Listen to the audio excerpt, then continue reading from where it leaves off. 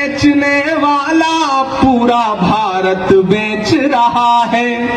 इसी काम में हासिल उसे महारत बेच रहा है।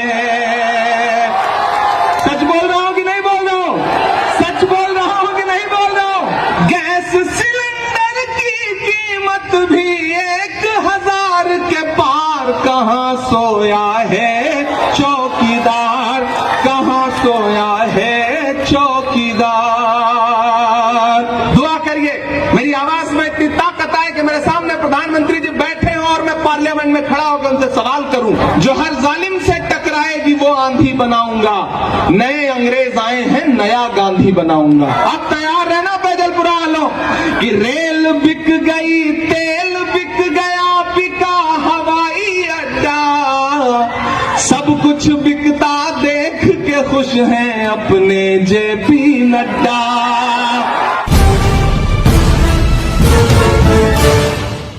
और मौजूदा सरकार ये कह रही है कि हमने देश को अच्छे दिन दिए। ये कैसे अच्छे दिन है भाई? मैं तो ये अच्छे दिनों को देख करके शायर हूं तो हर जगह जाके ये 4 मिसरे पढ़ता रहता हूं कि मोहब्बत भाईचारे के दीवाने दिन ही लौटा दो। मैं सीधे उन्हीं से कह रहा हूं कि मोहब्बत भाईचारे के दीवाने दिन ही लौटा दो। वो सस्ती दाल सब्जी के सुहाने दिन ही लौटा दो। ये अच्छे दिन तो अंबानी अडानी को मुबारक हो।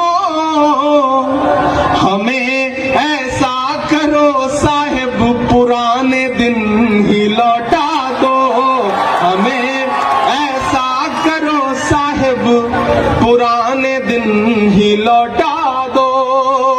जिस गुजरात के विकास का ढिंढोरा पूरे देश में पीटा गया, उस गुजरात के विकास का सच जानना है तो मुझे सुनो आप। ये वो गुजरात है जहां सड़कों की हालत ऐसी है कि सड़क में गड्ढे या गड्ढे में सड़क है, आप अंदाजा ही नहीं लगा सकते। ये है गुजरात के विकास का सच। यहां हिलाने पे पुल टूट जाता है। ये है गुजरात के विकास का सच।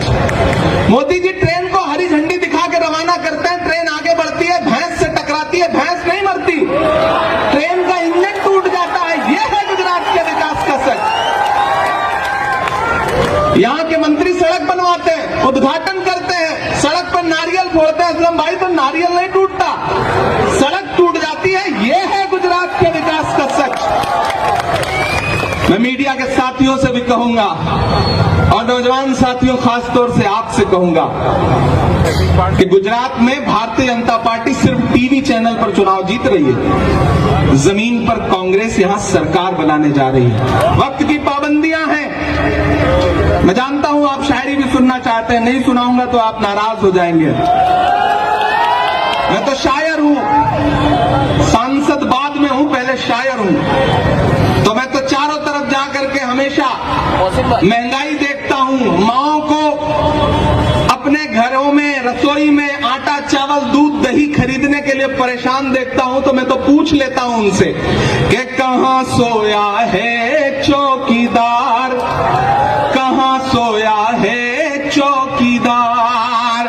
गैस सिलेंडर की कीमत भी 1000 के पार। कहां सोया है चौकीदार, कहां सोया है चौकीदार। कि चाय बेचने वाला,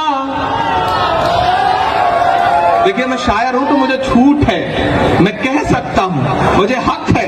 मैं तो सोच रहा हूं मैं किसी दिन संसद में भी खड़ा होकर ये नज्म उनको जरूर सुनाऊंगा कि चाय बेचने वाला पूरा भारत बेच रहा है। सच बोल रहा हूं कि नहीं बोल रहा हूं? सच बोल रहा हूं कि नहीं बोल रहा हूं? इधर जो लोग खड़े हैं आपका भी समर्थन चाहिए मुझे कि चाय बेचने वाला पूरा भारत बेच रहा है। इसी काम में हासिल उसे महारत बेच रहा है। रेल बिक गई, तेल बिक गया, बिका हवाई अड्डा। कि रेल बिक गई, तेल बिक गया, बिका हवाई अड्डा, सब कुछ बिकता देख के खुश हैं अपने जेपी नड्डा। कि जनता महंगाई की मारी करती हाहाकार, कहां सोया है चौकीदार। इस मुल्क में दो ताकतें हैं। एक ताकत वो है जो सोचती है कि मुल्क उसकी तानाशाही से चलेगा, मुल्क उनकी मर्जी से चलेगा, लेकिन एक तरफ वो ताकतें खड़ी हैं जो ये कह रही हैं कि मुल्क डॉक्टर बाबा साहब भीमराव अंबेडकर के संविधान से चलेगा, जो ये कह रहे हैं कि मुल्क महात्मा गांधी के विचारों से चलेगा, मौलाना आजाद के सपनों से चलेगा, ये मुल्क पंडित जवाहरलाल नेहरू के ख्वाबों से चलेगा।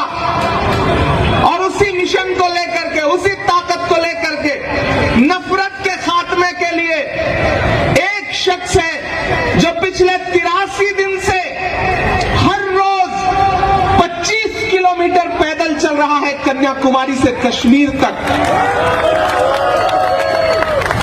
जिसका नारा क्या है कि नफरत छोड़ो भारत जोड़ो। एक तरफ जब हुकूमतों में बैठे हुए लोग पूरे मुल्क में नफरत फैलाने में लगे हैं, ऐसे वक्त में एक अकेला नेता इस देश में जो सीना ठोक के कह रहा है कि मैं आरएसएस की नफरत की राजनीति के खिलाफ खड़ा हूं। मैं देख के आया हूं उस यात्रा को, मैं शामिल रहा हूं उस यात्रा में, मैं चलता रहा हूं उस यात्रा में, मैं गांधी के गुजरात में खड़ा हूं, इसलिए भी ये बात कह रहा हूं कि मुझसे मीडिया के साथी कहते हैं इमरान साहब आप इस यात्रा के बारे में क्या सोचते हैं, तब मैं कहता हूं कि अगर मैं महात्मा गांधी के दौर में पैदा हुआ होता तो अंग्रेजों के खिलाफ उनके साथ भी पैदल चल रहा होता, लेकिन मैं अगर इस दौर के गांधी के साथ पैदा हुआ हूं, राहुल गांधी के साथ पैदा हुआ हूं, तो मैं उनके साथ भी अपने पैर के छालों की परवाह किए बगैर चल रहा हूं। जो हर जालिम से टकराएगी वो आंधी बनाऊंगा, जो हर जालिम से टकराएगी वो आंधी बनाऊंगा, नए अंग्रेज आए हैं नया गांधी बनाऊंगा। नया गांधी, इस दौर का गांधी अपने पांव के छालों की परवाह किए बगैर 2000 किलोमीटर से ज्यादा चल चुका है, सिर्फ इसलिए कि मुल्क में भाईचारा आए, मोहब्बत आए, प्यार आए। मेरे भाई 5 दिसंबर को आपको ईवीएम की कतारों में खड़े होना है, पोलिंग बूथ पर जाना है, तो जब जाइए तो बुनियादी मुद्दों को याद करके जाइए। याद करिएगा, बटन दबाने से पहले ये याद रहे कि आपके इसी सूबे में 135 से ज्यादा लोगों ने अपनी जान इसलिए गंवा दी क्योंकि भ्रष्टाचार की वजह से एक ऐसा पुल जिसका रखरखाव किया जाना था वो पुल ढह गया और 135 लाशें बिछ गईं। ये याद रखिएगा, लेकिन उससे ज्यादा ये बात याद रखिएगा कि जब 135 लाशें बिछी थी, मोरबी में कफन सिले जा रहे थे, तो हुकूमत का फर्ज यह था कि पूरा प्रशासनिक अमला, मुख्यमंत्री, प्रधानमंत्री जी खुद यहां थे, वो सारे के सारे मोरबी में मौजूद होने चाहिए थे, लेकिन अफसोस देश का हाकिम दिन में 3 बार कपड़े बदल के उद्घाटन कर रहा था। याद रखिएगा इस बात को, याद रखिएगा इस बात को। असलम साहब मुंबई से आए हैं, वो मंजर याद रखिएगा कि शाहरुख खान के बेटे आर्यन के पास से 5 ग्राम ड्रग्स की बरामदगी दिखा करके टीवी चैनलों पर सरकारी एजेंसियों ने जो तमाशा करवाया था उसे याद रखिएगा। लेकिन फिर यह भी याद रखिएगा कि इसी गुजरात के मुद्रा पोर्ट पर हजारों हजार करोड़ के ड्रग्स पकड़े गए और मीडिया में बात तक नहीं हुई।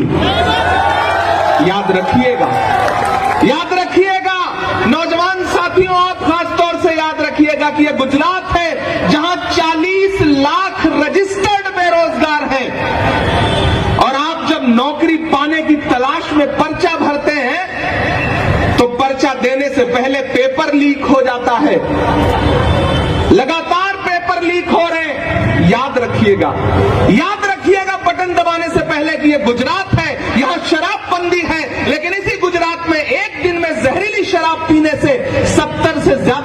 अपनी जान गंवा देते हैं। और जब मैं और कांग्रेस के बाकी सांसद पार्लियामेंट में खड़े होकर के उस दौरान सरकार से कहते हैं कि जवाब दो इन 70 मौतों का गुनहगार कौन है, तो सरकार कहती है कि हम इस पर बात नहीं करेंगे। याद रखिएगा, जरूर याद रखिएगा, वो आपको भटकाने की कोशिश करेंगे। वो उनका एक मुख्यमंत्री आएगा, वो कहेगा कि राहुल गांधी की दाढ़ी तो सद्दाम हुसैन से मिलती है, वो आपको भटकाने की कोशिश करेगा। लेकिन जब उन्हें कहे तो पलट के आप उन्हीं से कह दीजिएगा कि भैया आप भी आईना देख लो, आपकी शक्ल भी मोदी जी के दोस्त नवाज शरीफ के जैसी लगती है।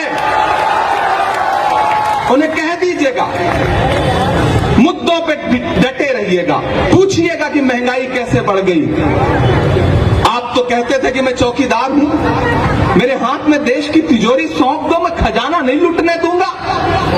लेकिन मेरी माओ बहनों, ये याद रखिएगा कि आज से 6 साल पहले एक दिन टीवी चैनलों पर वो नमूदार हुए और उन्होंने कहा कि भाइयों बहनों, आज से 500 और 1000 का नोट बंद। जानते हैं क्यों? क्योंकि आपने अपने पल्लू में छुपा करके, रसोई में आटे के डब्बे में छुपा करके जो थोड़े बहुत पैसे रखे थे ना घर वालों से, ताकि बच्चों की किसी मुसीबत में काम आए, उस पैसे को आपसे छीन के बैंक में जमा करवाना था, ताकि अपने उद्योगपतियों दोस्तों का कर्जा माफ किया जा सके, आपको लूट करके अमीरों की तिजोरी भरी जा सके। याद रखिएगा, तब जाइएगा और वोट करिएगा। मैं तो अलग-अलग चारों तरफ सवाल करता हुआ फिर रहा हूं। डराने की कोशिशें की जाती हैं, आवाज दबाने की कोशिशें की जाती हैं। कहा गया है, सुना गया है, कोई न बोले, ज़बान दराजों को मशवरा है, कोई न बोले। अजीब लुकनत पसंद हाकिम से वास्ता है, जो चाहता है, जो सोचता है, कोई न बोले। लेकिन मैं बोल रहा हूं, क्योंकि मैं इसलिए जिंदा हूं कि मैं बोल रहा हूं। दुनिया किसी गूंगे की कहानी नहीं लिखती।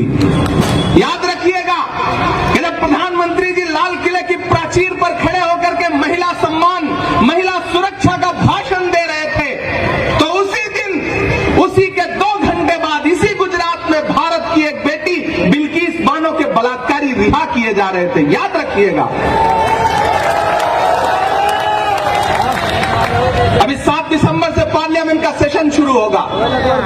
दुआ करिए मेरी आवाज में इतनी ताकत आए कि मेरे सामने प्रधानमंत्री जी बैठे हों और मैं पार्लियामेंट में खड़ा होकर उनसे सवाल करूं कि प्रधानमंत्री जी, मैं तो हिंदी साहित्य का विद्यार्थी रहा हूं, मैं तो संस्कृत का एक सूत्र वाक्य पढ़ा करता था कि यत्र नार्यस्तु पूज्यन्ते रमन्ते तत्र देवता। जहां नारियों की पूजा होती है वहां देवता निवास करते हैं। लेकिन मुझे अफसोस है कि जिस देश में नारियों की पूजा होने पर देवता निवास करते थे, वहां नारियों की पूजा छोड़िए बलात्कारियों की पूजा हो रही है। और प्रधानमंत्री जी चुप हैं। भारत की बेटी के लिए उनके पास एक शब्द नहीं है बोलने के लिए। याद रखिएगा। मैं राजू भाई के लिए आपके पास दामन फैलाने के लिए इसलिए आया, बहुत थोड़ा सा मौका था। इससे पहले एक सभा में था, आदरणीय मल्लिकार्जुन खड़गे जी साहब थे बेरामपुरा में, वहां मौजूद था, वहां से किसी तरह भाग करके यहां पहुंचा, क्योंकि एक मुश्किल वक्त है।